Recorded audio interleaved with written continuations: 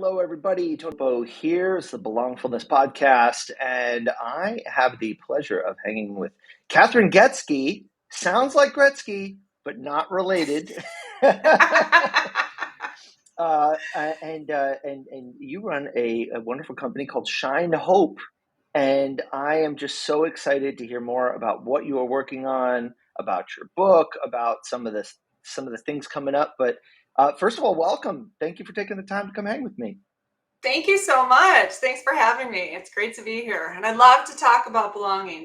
And the name of your podcast is very, very good. I like it. So, yes. Thank you. Thank you. We are. There are many kindred spirits on this journey of figuring out, how to help people feel more connected and how to help people feel more hope.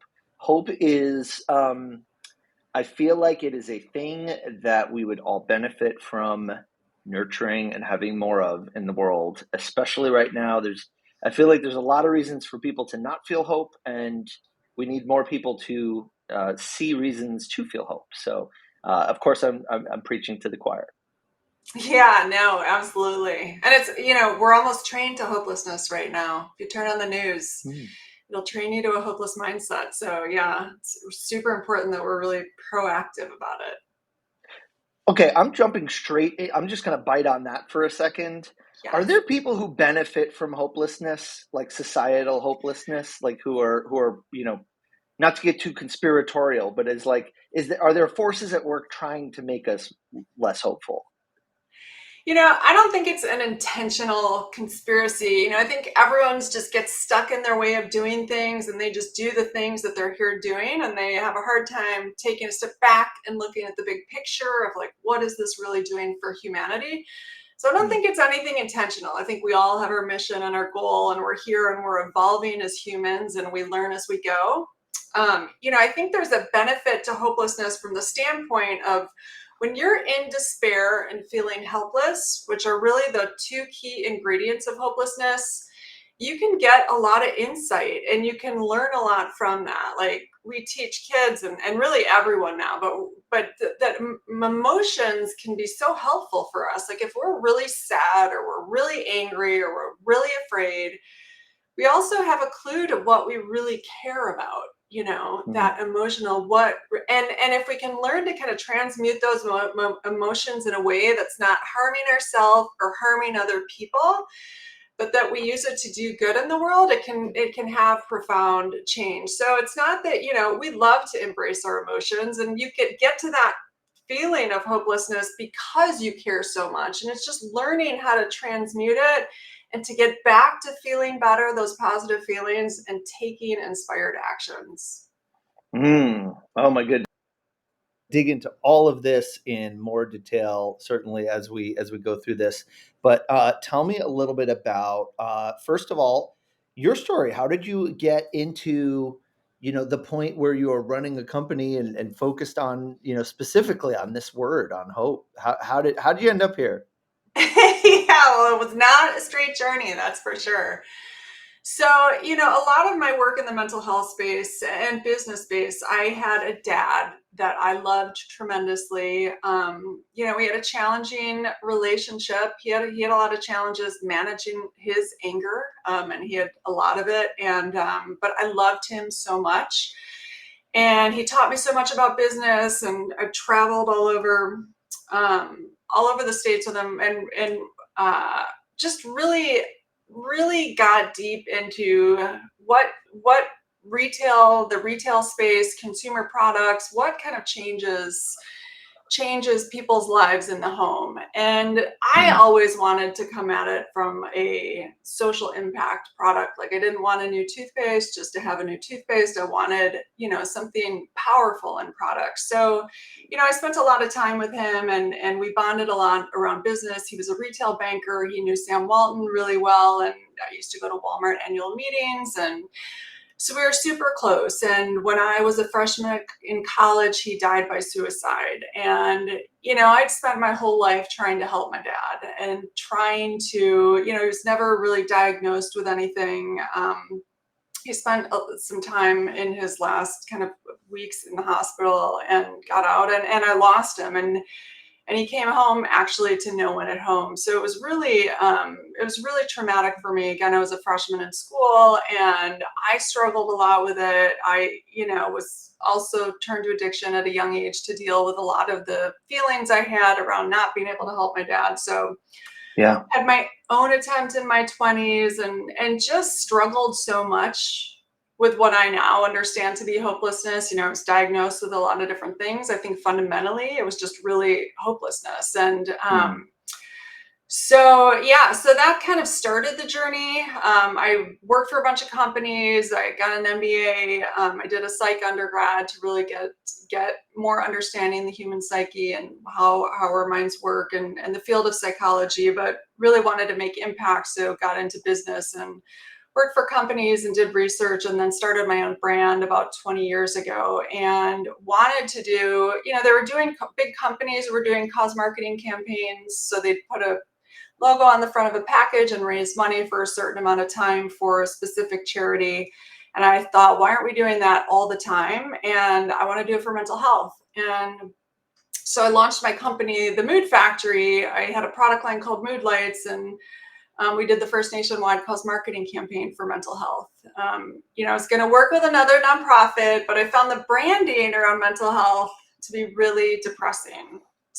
So if And you what would year was that? Google, I know, it was 20 years ago. If you Google the Yeah. images, I don't know if Yeah. you can go back and Google like back in 20 years, but if you Google depression, or anxiety, the images that you would see were shocking. And, I thought that really adds to stigma, because really stigma is just negative.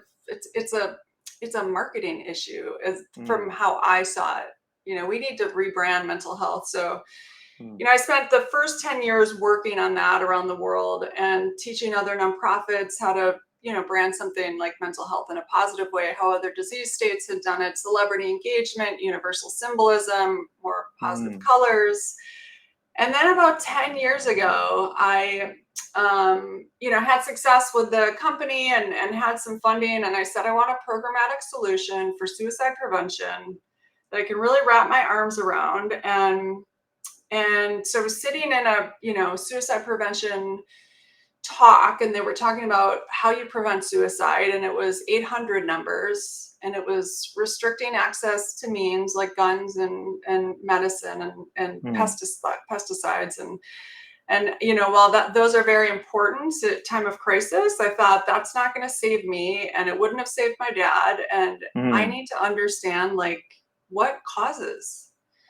And so I started doing lit reviews, and across all of the research, consistently, hopelessness was really the single consistent predictor of suicide. So, This this sense of confidence that there's just no solution or no positive outcome ahead.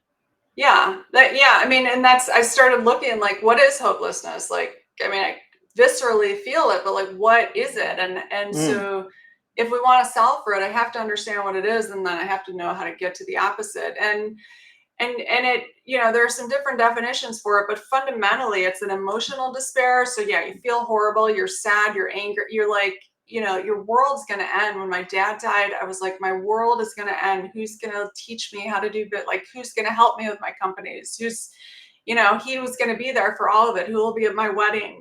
All of these things, that total emotional despair. And then the helplessness is such an important part of it, because you feel powerless to do anything about it. Right. Right. And I couldn't bring my dad back. So like, of course I felt hopeless, but I didn't Hmm. know how to manage that in a way that was healthy. And Yeah. I didn't know how to get from helplessness back to taking inspired actions, which for me Yeah. in that particular case was, okay, how do I find people to meet the needs that my dad met that aren't my dad, that, someone else? Because the more I stay fixated on having my dad around, the more Mm. persistently hopeless I'll be, and the more I'll be an addict and depressed and anxious, and kind of all of those things that we know are components of mental health disorders, but driven by hopelessness. Right. Yeah. So there's this. So there's these components, which then I imagine if you are now looking to deconstruct that loop, that we want to say, okay, let's create different circumstances here, that there is some sense of agency, that there's a different perspective, because it's a subjective set of beliefs. So it's not, if I stub my toe and my toe hurts, my toe objectively hurts, so that's a problem that a doctor can look at it and say, oh, your toe's broken or whatever it is. With something like hopelessness, we basically decide if we're hopeless or not. And I mean, Yeah. there's circumstances that influence that decision, but there's ways to counter those influences. Yeah. And as much as we don't, I got a lot of flack about it because, like, when you talk about things like racism, it's like, how do you want me to be hopeful around systemic racism? And like, Mm, and it's a very hard question. And, I've dealt with my own forms of hopelessness that I can mm, easily argue allow me to be hopeless. But mm-hmm, as I remain in states of hopelessness, I continue to give my power to those oppressors. And I mm, continue to turn to addiction. I continue to turn to self harm. I can turn to violence, all mm, of these things, and they're not healthy for me. So mm, to me, it's my mission and purpose here to share what I know around hope and how to get to hope, but it's a mm. personal decision on if you want to practice that, if you want to hold on to the rage, the anger, resentment, or if you want to learn how to use that energy to drive change in those specific areas. Makes a lot of sense. I feel like, perhaps what happens for some people is that maybe they haven't really processed those feelings enough yet to Yeah. kind of move past them.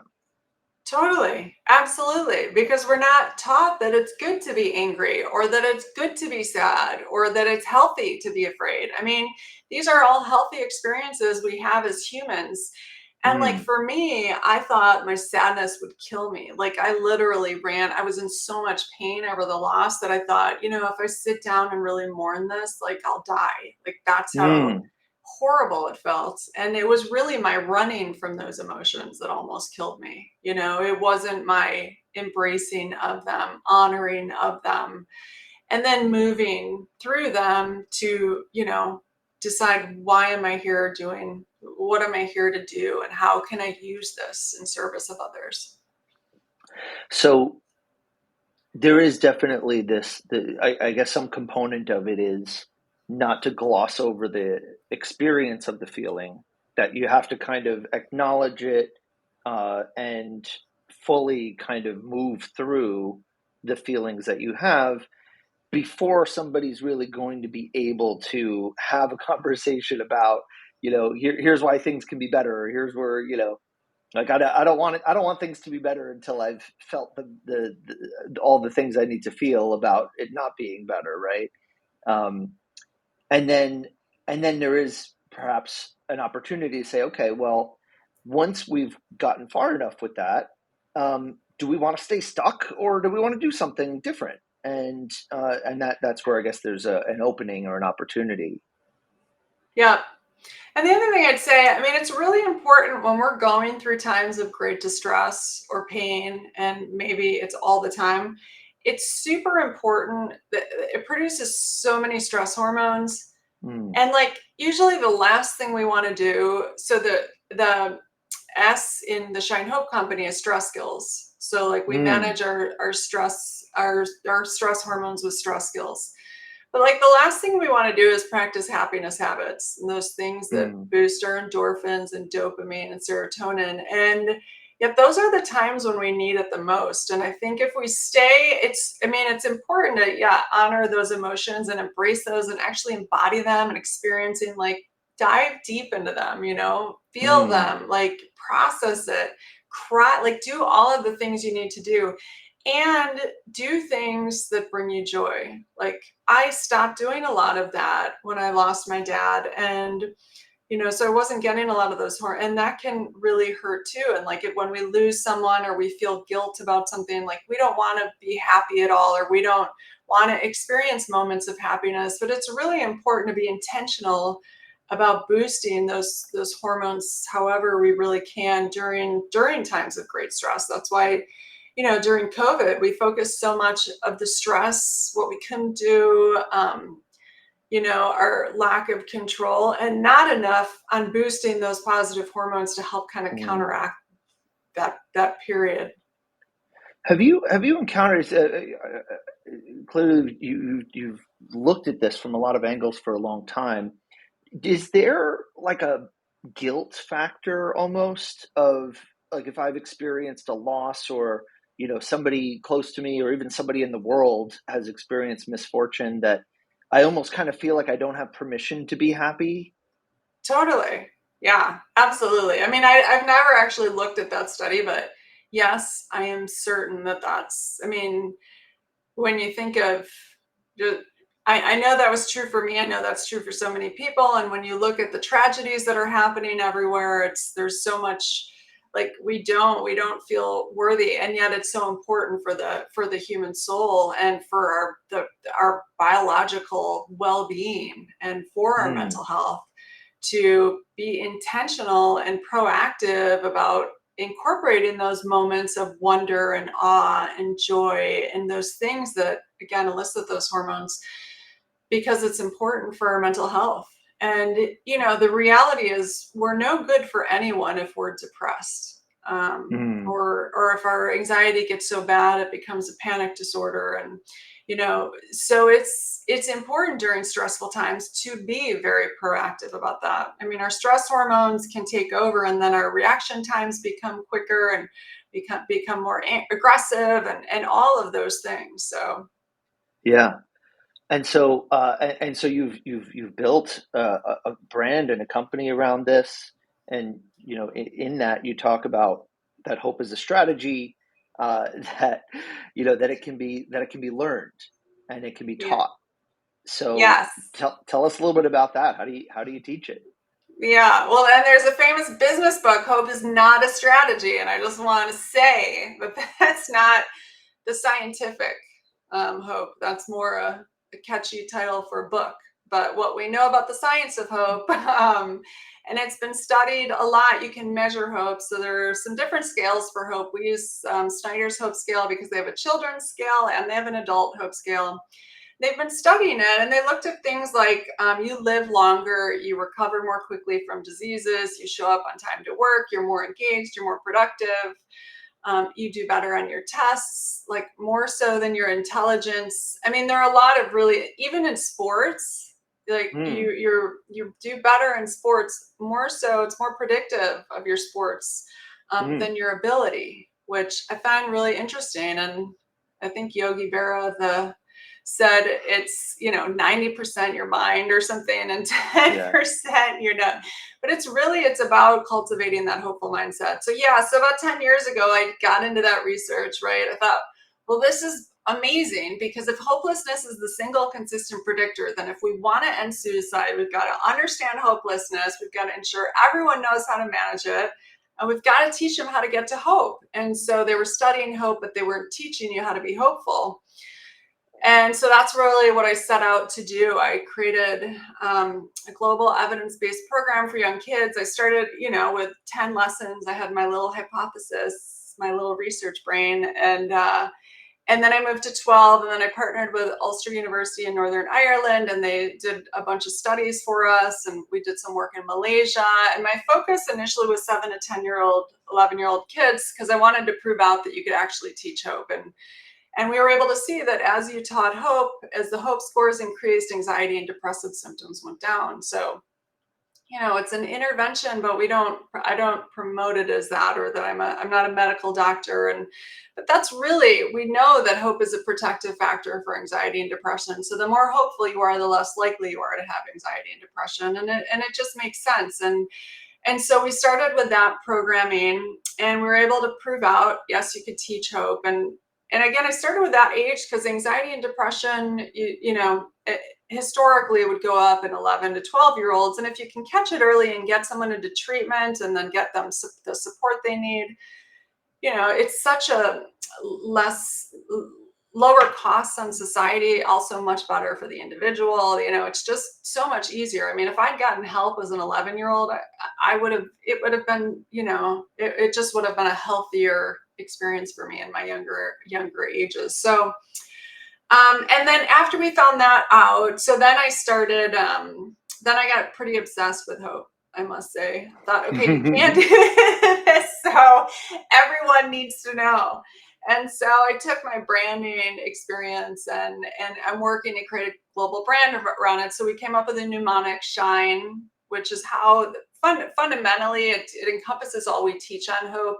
So we have stress skills, we have happiness habits, we teach inspired actions, so how you kind of set goals, overcome obstacles to goals, create new pathways, what to do if you need to re-goal. We talk about nourishing networks, which really gets to your belonging. So how we cultivate strong and healthy networks. We want to think about, who are we surrounding ourselves with? Are they good for us? Are we good for them? How do we make friends? I mean, it's especially in college, we have a 10-week college course, and we do a lot of work on that, because when you go to colleges, you have to make all new friends. And if you're not taught, like, how do you know, right? So, Yeah. and the fifth one is eliminating challenges, which are thinking patterns that get in the way of our ability to be hopeful, which are like rumination and internalizing failure and limiting beliefs. And so it's really, all of our programming really just teaches all of these concepts. We want people to understand, you measure your hope and you start monitoring that score and you work to become more hopeful. Like, it doesn't matter where you are on the scale, because anyone can change the scale. Anyone can become better or worse. In some periods of life, we may be more hopeful than others. But the key is to be really proactive about managing our hope. I love that. So could I go somewhere and self-administer a test on this that I Yes, could come back to? yes. Yeah. Yeah, we have it on our website, theshinehopecompany.com. We have the adult scale and the children's scale. And yeah, you can take it and you can start thinking. I mean, it's just it gets so interesting, and that it'll predict a lot about your life. And again, like I say, it doesn't matter where you are, because you can practice skills to become better at it. Right. So if I if I take that test and find that I score really low, don't let myself get too discouraged. No, you think, oh, awesome. What a great challenge. Another thing I can learn to be better at. Yeah, no, I think it's, identifying the problem is the first step, right? Sure. And So, and you yeah. and you embody this, I imagine, where you've been through incredible difficulty, and here you are doing all of this really great work to help others. Um, and Thank that's you. something we can all access. Thank you. Well, I mean, it's not easy. There's a lot of challenges that I go through and continue to go through. And yet I'm equipped with skills. I still have suicidal ideations, and Mm, I don't know if I mean, there's a genetic component to it. There's a, hmm growing up with some of the things, and it's learning how to, and then it's programming, because we're taught mm, suicidal ideations kind of mean I want to die, but really, mm, it's, I'm hopeless about something. And so how can I mm, self, I feel so strongly about something, which I'm hopeless about it. What is it? And what can I do to manage my emotion, my despair around it? And how can I get from helplessness to start to address it, to take action? And so it's learning, how to intervene in my mind and in my thinking on it. And, yeah, I mean, there's a lot of challenges running a company. I have a nonprofit, I have a nut end. And so it's constant challenges, but I have a framework and tools, and they work. That's all I can say, is that I've retrained my brain. And thanks to neuroplasticity, we really can. And it's not to say that it's easy, it's to say that it's possible, but it's up to me yeah. to do it. Like, I can't, look to other people to solve my problems or to make things all better for me, or, people will help us and support and activate where they can. Yet fundamentally, I have to do the work, and I have to be willing to and committed to it. Right. I mean, that's that. It's part of that equation of hopelessness that if I don't feel like I have any power to do anything about it, that's where I get that. But then you could say, okay, well, good news, there is something you can do about it. But the catch is that means you got to do something. I know. Yeah. Ah, yeah, These things aren't going to fix themselves or change right. themselves, as it were. Um, Yeah. okay, so let's talk in super practical terms. I want to talk more about your work and who you work with and all those things. But let's just say, for example, that I work a bunch all day. I spend a lot of time on my screen. Uh, I'm stressed, from work and money and life and all those things. I get home, I'm tired, and I find myself falling into the habit of like popping on the TV and then basically doom scrolling until it's time to pass out, right? Like, and then rinse and Yeah, repeat, which I feel like is right. just like a troublesomely common It, routine for a lot of us, especially after a couple of years of pandemic lockdown. How do I start kind of countering that routine? yes. Great question. So habit stacking is a lot about goals. And one of the things or inspired action is a lot about goals. And one of the things we talk about is habit stacking. And so, it's really important to manage the stress of the day in healthy ways. And we often do it in unhealthy ways by eating unhealthy food, not sleeping enough, um, missing out on meditations, breathing, like all of these things that are shown to help us. And then we don't do things like exercise or so the goal is to incorporate kind of like I think micro habits into your day and to use habit stacking to do that. And to not, I don't know, some people try to change their life all at once and that can be intimidating and hard and we fail and so we give up. So the goal is to start small and in making incremental changes and start doing little things differently and then building upon those. So habit stacking is when you take a habit that you're already doing, brushing your teeth, and then you Mm, stack something positive on top of that because you're already brushing your teeth. So it's kind of an easy thing to remember. So say you want to start meditating. I'm going to brush my mm, teeth. I'm going to meditate for 5 minutes. Like, don't make it mm, some 20-minute meditation right away if you think you'll give up on it or do something different. But to make those small incremental changes, like, can really then you feel good about being able to do mm, that and you do it for a while and then you think, maybe I can do this. Um, I will say too, from your belongingness lens, do it with someone else. So find mm, someone to do it with and check in with them regularly on if they're doing it, even if it's via text or you can join a group online, or there's so many ways that we can connect in positive, healthy ways to help mm, keep us on track. And I think we're up to 95% more likely to achieve a goal if we write it down. So you want to write down whatever it is you want to start incorporating, and then you check in with someone regularly on it. So that's what I would recommend doing. Like, think about what is it that you want to start doing? How do you want to start spending your time differently?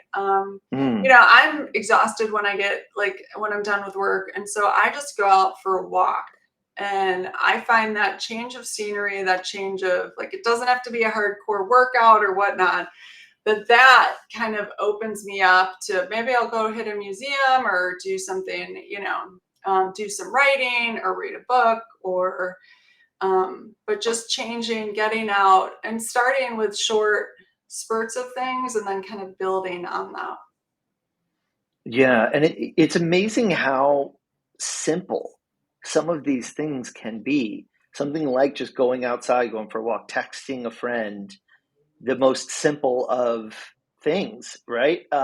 Like just I've had this with a friend of mine where if I know that I might be prone to distraction or just not getting myself set up properly in the morning, maybe I don't have as structured of a morning, I don't have a lot of meetings or something. I'll text her and I'll say, I will send you a photo of me at my desk ready to work at 9:30 or whatever it is. And then it's like that's it. And then I'm literally just like, like like Exactly.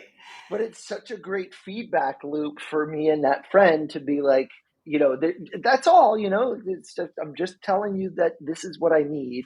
I don't need you to even do anything. I just need to send this message to you so that I can send another message to you later. And then that's it. And it really works. I know. Isn't it amazing? Like, and we're not taught a lot of this stuff. It's like, why did I have to spend so much money trying to figure all of this out? But yeah, it absolutely does. Like, there's a great video on making your bed in the morning, and just Mm-hmm. the act of making the bed. And like, it looks at 2 different days and how your day can go if you get up frazzled, you don't do it, you just like run out the door, don't make your bed. But just the simple act of like making the bed, and the feeling of self-efficacy, and like, I can do something, and it leads you down a different path of kind of accountability and organization, and a different mindset. And it's easy for our trains of thoughts to go either very positive or very negative. And so when we stay stuck in our cycles of negativity, and this is what I do every day, and I just come home and I can't change it. Like, once you see that you can change one small little thing, that then you get that, oh, I can change. If I can change that, maybe I could change this. And if I could change Mm-hmm. this, maybe I could change this. And then before you know it, your whole life is different. I remember I read something somewhere about how our bodies are listening to what we are saying, and they're Yes. kind of watching what we're seeing. They're learning from. There's like this kind of like externalized loop where even though we're doing the thing, there's some part of us that is observing us doing the thing and learning from that. So there's Mm. like we reinforce these behaviors that if maybe some depressed, hopeless part of us sees us making the bed, sees a tidied bed, sees, whatever it is, that there is that part is saying, "Oh, I maybe I do have agency." Exactly. Yeah. I mean, one of the things I couldn't stand before was the idea of affirming beliefs and Mm. limiting beliefs. And I didn't believe in limiting beliefs. I mean, and the power of affirming beliefs. Mm-hmm. And then I looked at the study on the nocebo effect. I mean, I know the study of the placebo effect, so that should have kind of convinced me that if you take a pill and you believe something positive is going to happen, like, you're 50% more likely to have that happen. Yeah. So that's pretty good science. But the nocebo effect of, if I take a pill and I think something, I'm going to have a negative side effect, like 50% of the people reported negative side effects that didn't take the pill, like, oh, I had a headache, I had a stomach ache, oh yeah, I had Yeah. that, and I think that's true. Like, we get into those negative, thought, and then we believe it. And so, yeah, I mean, maybe that's part of what making the bed is. Oh, I can do something. I can be organized and clean and get something done, and be efficient, or whatever it is. But, that's one of the first things we teach in our course, is the power of affirming Mm. beliefs, and why they're so important. And yeah, how our negative beliefs, and a lot of them unconscious, just get in the way of our ability to do anything. Like, I've always done this, I can't change, like, or Yeah. I don't have the energy to do anything. But then we could like go walk around the block, and then you walk a block and you're like, oh, I guess I have some energy. I could probably walk a little more. That's amazing. It reminds me of I believe it's an Alan Watts quote, and apologies to anybody who's a bigger fan if I misquote this, but I believe he said, "You're under no obligation to be the same person you were 5 minutes ago."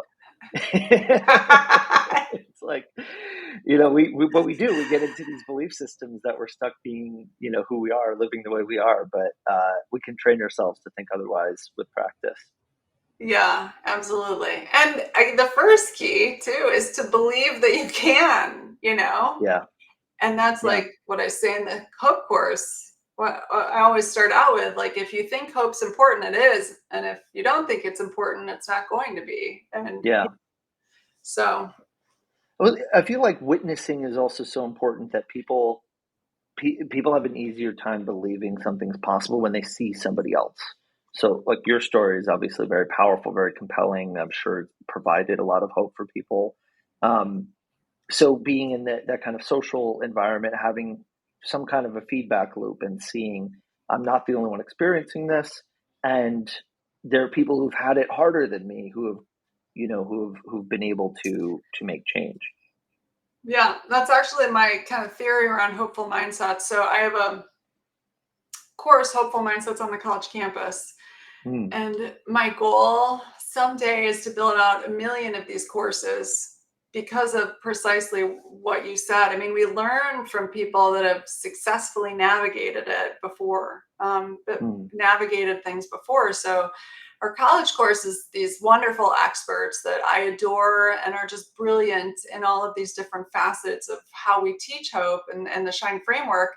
But also, we have recent college graduates that overcame challenges while in college, mm, some challenges that different people go through. And they share how they used our framework for overcoming those and proactively managing those in healthy ways that mm, weren't destructive to self or other people.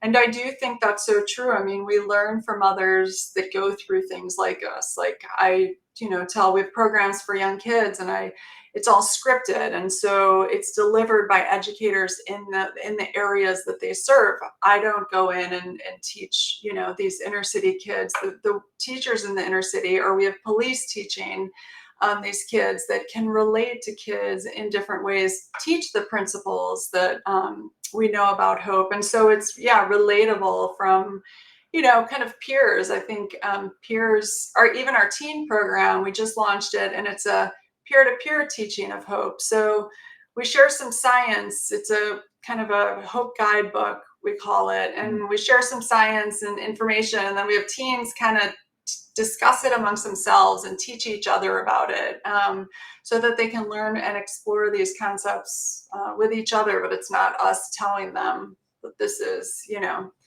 the way. It's These are things that have been shown to be helpful to activate hope in your lives.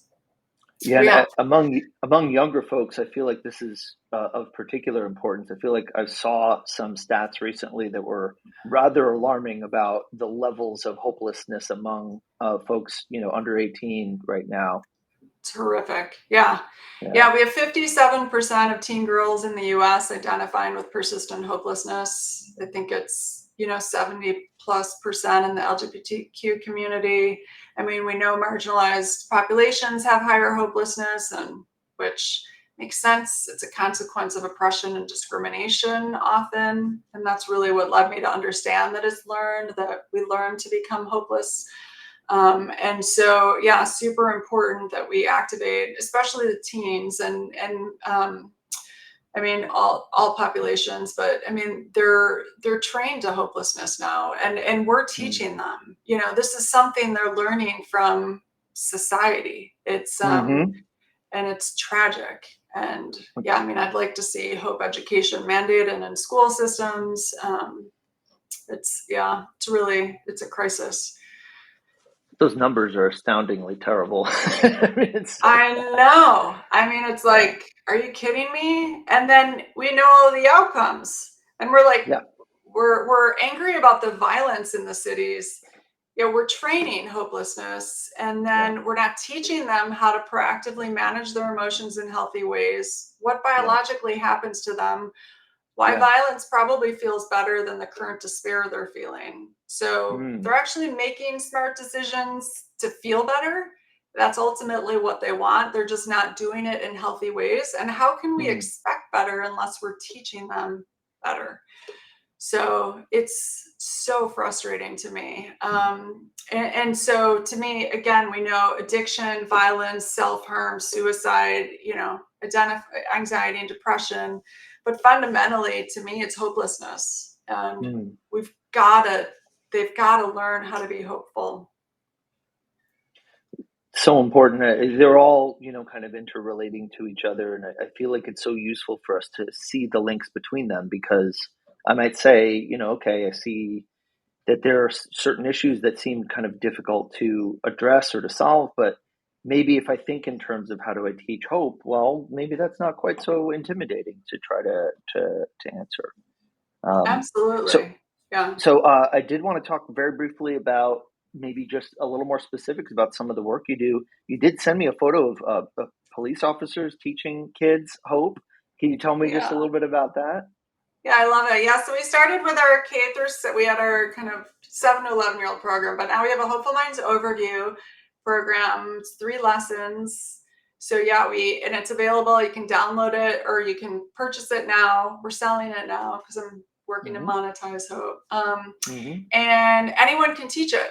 So you want to start teaching kids, get the educator guide. It's all scripted. It has workbooks. You can get workbooks for kids. Start teaching. We have a deep dive, 16 lessons, goes deeper into hope science.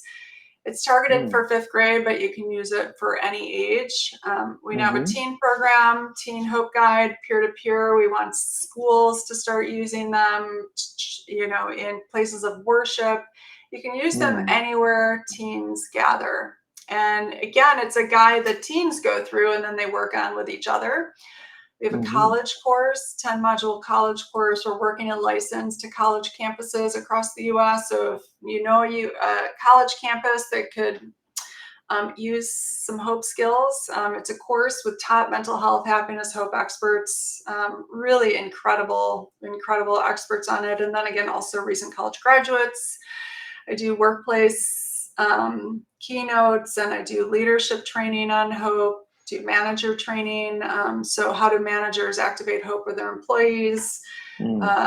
Video courses, Hopeful Mindsets in the Workplace. Hopeful Mindsets, just kind of an overview. We have a 5-day hope challenge you can take that's free on our website. You can measure your hope. So there's lots of ways. We're working on International Day of Hope. So if you happen to know any ambassadors around the world, in a country that wants to get behind an International Day, I think it's really important that we elevate hope science because, as we started this conversation, hope is a strategy. Hope isn't just a wish. I don't hope to win the lottery. That's not what we're talking about. I hope to graduate college. If you hope to graduate college, how are you going to get there? What are the goals you're going to set? How are you going to manage your stress around it? How are you going to practice healthy habits? How are you going to take inspired actions, create a strong network around you, and how are you going to eliminate all those thinking patterns that will get in your way, the way of your ability to do that? Beautifully put. And so for folks who do want to find out more about these various things you're working on, theshinehopecompany.com and the Shine Hope Company on the socials as well. Do I have that right? Yes. Yeah, that's right. Wonderful. Wonderful. Okay, so before we wrap it up, I know you said you didn't have a recipe handy, but I'm curious, can you share with us maybe a favorite dish of yours, maybe from childhood, something traditional, just anything that just makes you smile? Okay, well, I used to make chocolate chip cookies. And you've maybe inspired me to do this again. I used to make them for my brothers and send them a ton of cookies. And I don't know, they were just and I'd give them to friends and I'd sell them in our youth groups. People just absolutely loved these cookies. So I haven't had time to make them in a long time, but it's not exactly a dish and it's not a brain healthy dish. Everything in moderation, right? So yeah. I like to think of recipes and food from the perspective of how it connects us. And, Exactly. and if you have an old tradition of sending homemade chocolate chip cookies, that's a beautiful, beautiful thing. And we're getting into a season now where sending baked goods to loved ones is a good thing to be doing. And so, yeah, thank you for that inspiration. I appreciate that. Yes, absolutely. And thank you. And my brothers will probably thank you too. Yeah, unless they're trying to eat better, but that's part of the fun of it. Right. Yeah. A little indulgence. Yeah. Okay, talk to me about books. Is there any book that you are just really loving right now? You want everybody to read and know about? Yeah. Dan Tomasulo, The Positivity Effect. I think that's, Mm, really amazing. He's one of my mentors. He wrote Learn Hopefulness, and he's in my college course. And his books are so insightful. They have such practical information, insights in them, and really wonderful. So Dan Tomasulo, check out all his books. He's a great author. And he's a researcher, but also, a lot of researchers are so theoretical. They have a hard time taking that research and then creating practical applications, things you can actually mm, do. that are really helpful and that can change your life. And he's brilliant at doing that. Love that. And then for folks who want to check in with you and follow your journey personally, how do folks find you? Yeah, so you can go to the Shine Hope Company. You can also go to Kathryn Goetzke, not Gretzky, but Goetzke.com. And I'm on social. You know, I haven't been as active these days because I've been creating yet. I'm going to get back active on social because it's a passion of mine. So I've been really busy creating all of our programming so that we have something for every age, so that I feel confident that if you want to learn about hope, there is something that you can learn from through our programming. So Well, I'm we've looking forward to accomplished that. following Yeah. that journey. That's an incredible thing that you're doing, incredible resources that need to be spread around more. So I will definitely be looking for ways to help spread the word on those things. And congrats on your amazing work so far. And I'll be cheering you on. Oh, thank you so much, Tony. It was really wonderful talking to you. And thank you for your Oh, work as well. We need more belonging in this world. Absolutely. let's do it. Yeah, We're in it together. exactly. Yes. Love it. All And right. thanks for listening, everyone. And thanks for Yeah, learning and following and activating hope. Appreciate it. that's right. We're all in this together. You and We me and are. everyone listening. Yeah. Everyone. Oh, and we have hopeful cities too. I forgot to mention hopeful cities. So if you want to activate your city around hope, Vegas is Okay. going to become a hopeful city. Yeah. We definitely have to talk. I want Norwalk to Good. be a hopeful city for sure. Amazing. Let's do it. Let's I do love it. Good. it. All right. We got our action item. Thanks, Yes. everybody. Thanks, Kathryn. Thank you.